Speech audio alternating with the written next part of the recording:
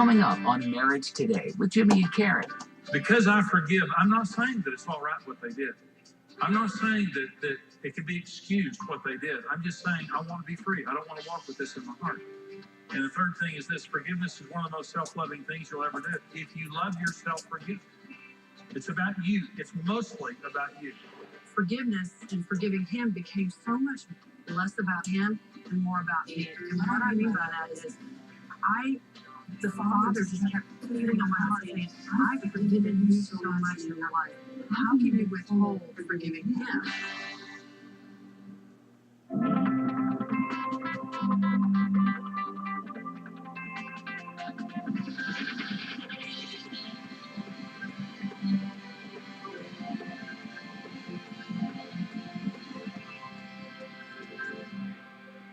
When you put hate and anger and unforgiveness inside of you, it is the highest level of emotional consumer, and it's 24 hours a day. Now, what happens after just a day or two or three of having that on the inside of you, your emotions begin to trigger, and you get depressed. And what your emotions are saying to you is, we can't keep up.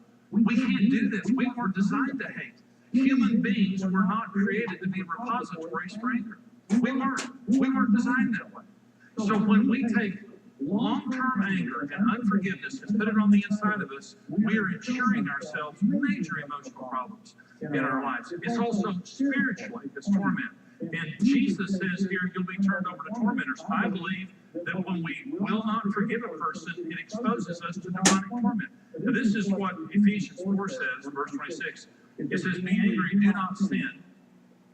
Do not let the sun go down on your wrath, nor give place to diabolos. That's the word there, devil. It means slander. When there's nothing wrong with anger, be angry. All of us get angry. It's inevitable that you're going to get angry. And there's nothing wrong with today's anger, but don't sin. Don't hit anybody. Don't do something wrong. Don't be hateful. Don't let the sun go down on your anger. And if you do let the sun go down on your anger and you don't deal with that anger today, you're going to give an opening to diabolos. He's going to come into your life and slander your husband, slander your wife, slander your friends, slander everybody in your life until he's divided all the relationships in your life. It is demonic torment. And so here's what I believe. When we walk in unforgiveness, we're walking out from under the protection of God. Hate is the devil's territory. And when you're walking in hate, you're on his turf, and you can't cast the devil out of his own property. That's his property. Love is God's property. Forgiveness is God's property. When you're walking in forgiveness, you're walking under the covering of God. When you're walking in hate, you're walking out from under the covering of God. And that's why it's torture. It's because you're exposed to all of that demonic element that you're not when you're walking in love. Relationally and socially, division, racism, wars, violence, divorce, lawsuits. You go on and on and on of the ill that happens when we allow unforgiveness into our lives. It is torture, and that's what Jesus says. Here are three sayings that I like related to the issue of forgiveness. The first is this: the poison of unforgiveness damages the vessel that it's stored in worse than anything you can spit on. It's harming you more than anybody else. The person that you're mad at, the people that you're mad at, it's not hurting them nearly as much as it's hurting you. The second is forgiveness does not make them right. It just makes us free. Because I forgive, I'm not saying that it's all right what they did. I'm not saying that it can be excused what they did. I'm just saying I want to be free. I don't want to walk with this in my heart. And the third thing is this: forgiveness is one of the most self-loving things you'll ever do. If you love yourself, forgive. It's about you. It's mostly about you in this issue of forgiveness. Let me talk about how to forgive from the heart. Number one, because this is a hard issue. Everything I've said so far is just a technical issue of here's what the Bible says and here's what forgiveness means. Let's get it down to a hard issue. Okay. We must remember that our sins cost Jesus his life. Our sins. The most righteous man in the history of the world died the worst death in the history of the world, and you put him there. The Jews didn't put him there. The Romans didn't put him there. You put him there. I put him there. It's easy to be, sometimes the bad thing about unforgiveness is so much of the time we feel so good about it. We feel justified. And we look at what that person has done and we think, I would never do that. I would never do that. You're right. I might not do that. That doesn't mean had done a lot of other dumb stuff. I put Jesus on the cross. The hammer, the nails, the spear, the whip, the crown of thorns, the sign mocking the fact that he was king of the Jews. Jimmy Evans put all of them there, and that is the honest to God truth. And when I think in those terms, I get a little bit more humble about what other people have done. You put Jesus there, don't you think you did? Let me put it in another way. For what you did to him, you owe $1 billion to him. Let's make it $1 trillion while you're at it. It's an amount that you couldn't pay the interest on. Ever, ever, ever, ever. You forget? That's the truth. Our hearts have got to get soft and get humble before we start extending forgiveness to other people. And we have to begin by just simply saying, I might not have done that, but I did enough to put him on the cross. That's true. We put him there. Number two, key to forgiving from the heart. We have to remember that God loves our offender as much as he loves us. So this is really the offensive part, kind of. You know, someone has done something horrible to us. And we feel justified because we feel better than them. And you know, when someone does something, and there are levels. This morning, as I'm talking about this message, I know there are maybe people coming to your mind of people that maybe need to forgive. There are the people that are frustrating. That's kind of the lowest level, just the frustrating people. They're kind of easy to forgive. They're just frustrated. Then there are the difficult people. They're not necessarily easy to forgive. They're difficult, but okay, I forgive them. They're just weird Uncle Harry, you know. It's just difficult. And then there are the painful people. The hurtful people. And a lot of them need to be hurt. And they're a particular challenge. But then there are the devastating people. And this is the hardest. These are the hardest ones. The devastators. And I promise you that every one of you have had a devastator in your life. They did something, they said something, they didn't do something, and it devastated you. And you're sitting here thinking about the issue of forgiveness. And I'm sitting here saying, God loves them as much as he loves you. That's really where it gets offensive sometimes, because it's like, no, he doesn't. No, he does. No, he doesn't. No, he does. And so, we justify. We justify. We hate this group. We hate this group. We hate this person. That we hate this person. And we put labels on them. And labels just mean, now I have the, because you're a jerk and you're an idiot and you're this and you're that. Now I justify hating you because you're not as important as me. You're not as special as me. Because I'm a born again Christian and we are the cherry on the top of the sundae. And God loves us more than everybody else. True? False. False. For God so loved the world, not America and not Christians. For God so loved the world that he gave his only begotten Son. That whoever believes in him should not perish but have everlasting life. Whoever. Most of your New Testament was written by men who killed Christians for a living.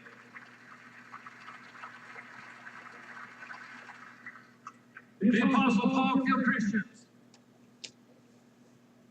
The book of Acts reports him as a murderer, washing the coats of those who were stoning Stephen, the deacon. And while they feared him and hated him, God loved him and was trying to save him. And our heart just has to soften up and understand, regardless of what they've done to us, they're still human beings in God's sight. And until they draw their last breath, he'll chase them to the gates of hell to try to get them to heaven.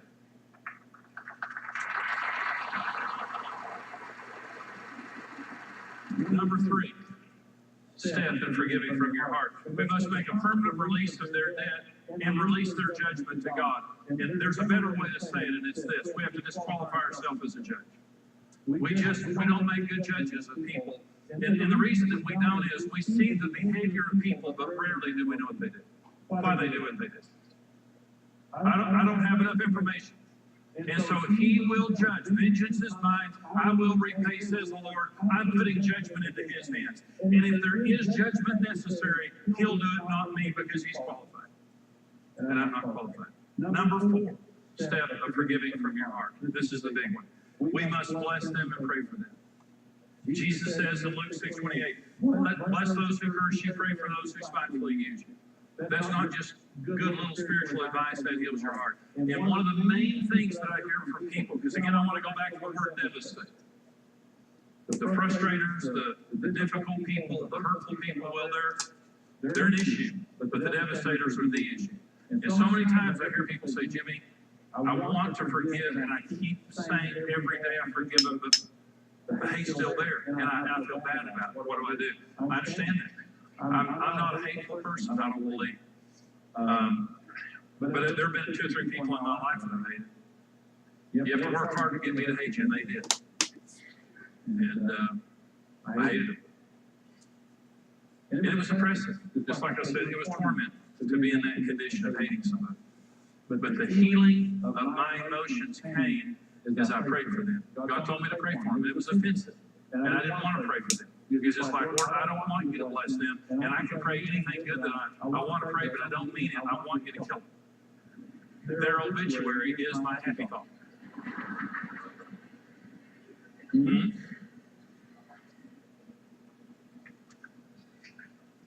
God, Jesus says, pray for them and bless them. Listen, if you can't pray for them, you haven't forgiven them. And if you can't pray for them, God knows you haven't gotten to your heart yet. Jesus, I'm not asking you to go through some ritualistic type of performance-oriented forgiveness where you just say, oh, I forgive someone's going to walk off and still have all your ill will. He's saying from your heart. It's going to get down here, or it's not going to work with me. He's a hard God. You pray for them. They may be dead. Mother, father, stepmother, stepfather, business partner, ex-spouse, whatever it might have been. And they devastated you. Devastated you. They may be dead. It doesn't matter. You bless them until you get healed. Because when you start giving grace away, God will start giving grace into your heart. And as you pray for them, you'll be healed. This is when it gets down to the heart level. And this is how I changed. This is the people that I hated. This is when the hate stopped and truly love began. You know, you can overcome anything in life through the power of Christ. And that's what I love about Jesus is that when he comes into our lives, he empowers us for victory. It doesn't mean we'll never have to face a problem, but it means we can overcome our problems through the power of Jesus Christ. This Overcoming Life series, what you saw on today's program, is just a very small part of a full 8-part series called The Overcoming Life, talking about all the different kinds of issues that we face and that we have to overcome in order to have a free and victorious life. And so we want to put the entire series into your hands right now for your gift of any amount to support us here at Marriage Today. We want to put in your hands the booklet, A Mindset Free. This will help you to overcome fear, worry, anxiety, sexual temptation is a big issue that I talk about in that booklet. And we want to give you that for your gift of any amount to support us here. And then for your gift of $45 or more, we want to put the full 8-part CD series along with the book, A Mindset Free. Again, it's what you heard today plus that full teaching, then the other 7 teachings as part of that series. For your gift now of $80 or more, the DVD series of The Overcoming Life plus the booklet, A Mindset Free. We want you to have these full resources. Listen, this can change your life. And somebody else, you may want to pass this along and bless somebody else. But right now, we want you to get all of these resources, and here's how you can do it. Experience Jimmy's inspiring series, The Overcoming Life, on CD or DVD.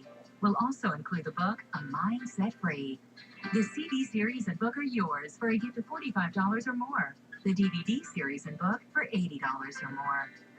The Overcoming Life series will show you how to heal from the scars of rejection, why we compare ourselves to others, the key to dealing with discouragement, and so much more.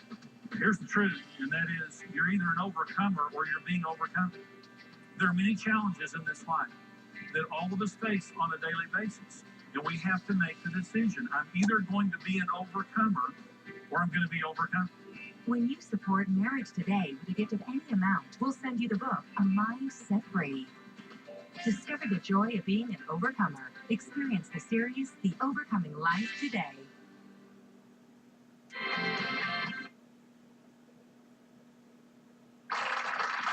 Today we're excited to have two very special guests with us, Chris and Cindy Beal. Several years ago, while serving in ministry, Chris became addicted to pornography and multiple affairs after that. After experiencing forgiveness and restoration, they're now helping other couples. Would you welcome with me Chris and Cindy Beal? Good to have you with us, Cindy, Chris. God bless you. Your story is so fantastic, and we're talking about forgiveness, dealing with unforgiveness on this program today. And boy, did you guys have some unforgiveness to deal with. And Chris, you had multiple affairs. And all of this, really, you found out in one day about the pornography, about the affairs. There was a child from one of the affairs that you've really now taken as one of your own. And so we want to talk to you about this issue of forgiveness, Karen. Yeah, we're talking about forgiveness, and I know forgiveness, you never feel like forgiving. I mean, it's just not something, I think I'll forgive. And so, just talk about how you got past the feeling and just made that choice to forgive and how you worked that out. Well, that's exactly what I did. I did choose to forgive him. And the amazing thing about it is, as I started down that journey, forgiveness and forgiving him became so much less about him and more about me. And what I mean by that is, the Father just kept putting on my heart saying, I've forgiven you so much in your life. How can you withhold forgiving him? Because we think that some sins are so much more worse than the others. And really, we've all sinned. We've all fallen short. And so as I began to see that I've sinned, I need forgiveness too. It was so much easier to forgive him. That was how it helped me. And it was just step by step every day. And like with forgiveness, you made the decision to forgive. But what about, were there waves of unforgiveness? Were there times when you wanted to hit him upside the head or something? In other words, that you would have your good moments. Were there bad moments? Yeah. Well, there were waves of pain. I mean, but the thing I had to remember is there came a day when I really knew in my heart, it's finished. I have forgiven my husband. And so when those waves of pain would come, I had to remind myself that just because I'd hurt didn't mean I still didn't forgive him. People sometimes think, oh, you're hurting, you need to forgive him. Wasn't that? Pain is a part of life. We're humans. This is, when you were born, you're going to have pain, period. So that's good. Okay, now question. Chris, how does it make you feel hearing Cindy talk about how she chose to forgive you? And how do you continue to increase Cindy's level of trust? She is the most tangible example of Christ in my life, because what she offered, I didn't deserve. And not one time in 9 years did she ever use what I did as ammunition against me. That's pretty incredible. Not once. Not once. And so, watching her love me after the darkness of my life and what I did to her and how I hurt her, it was so monumental in allowing me to forgive myself. Because, you can imagine that the self-hatred and the shame and all of that stuff that just comes on you. And so, today, for the last 9 years, we've been working really, really hard.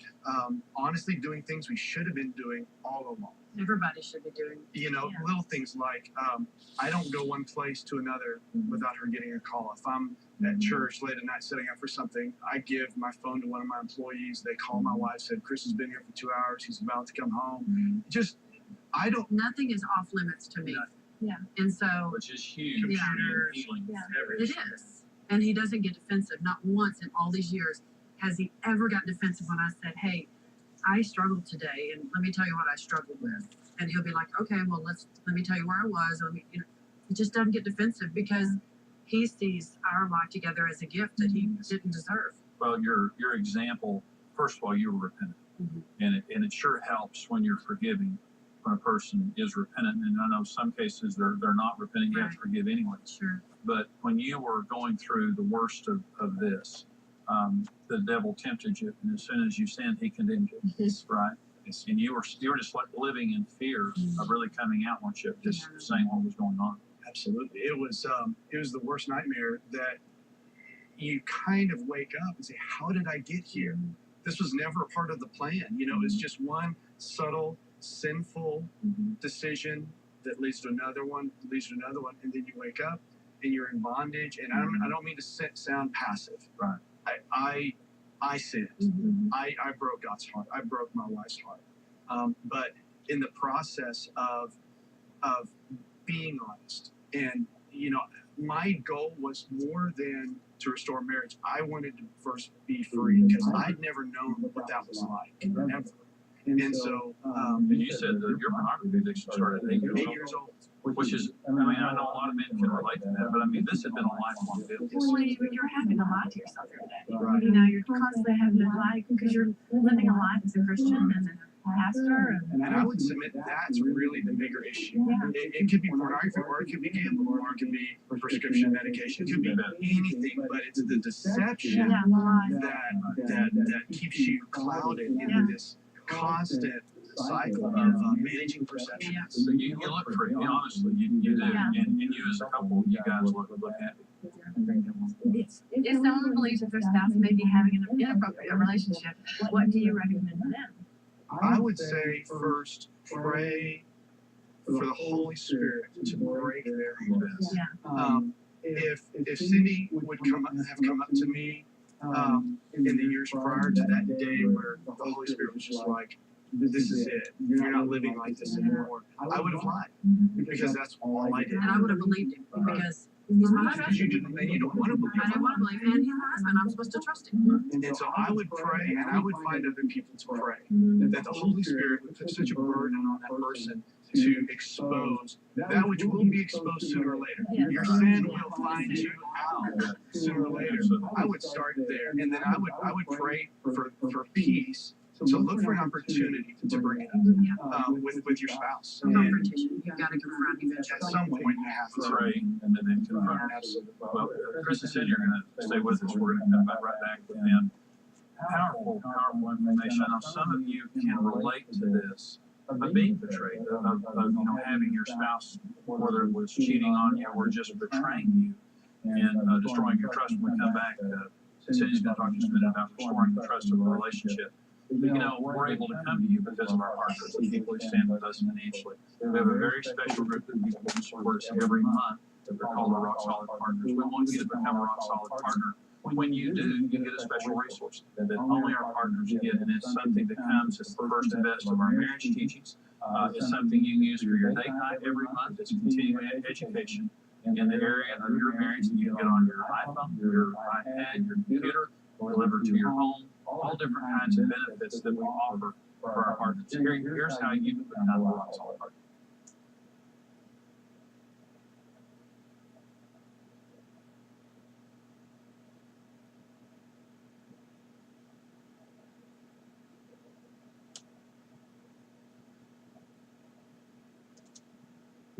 Forgiveness, overcoming unforgiveness. What an incredible story you guys have. And Chris, you had multiple affairs. You came clean. You repented. And then Cindy, one day back in 2002, your world came falling down.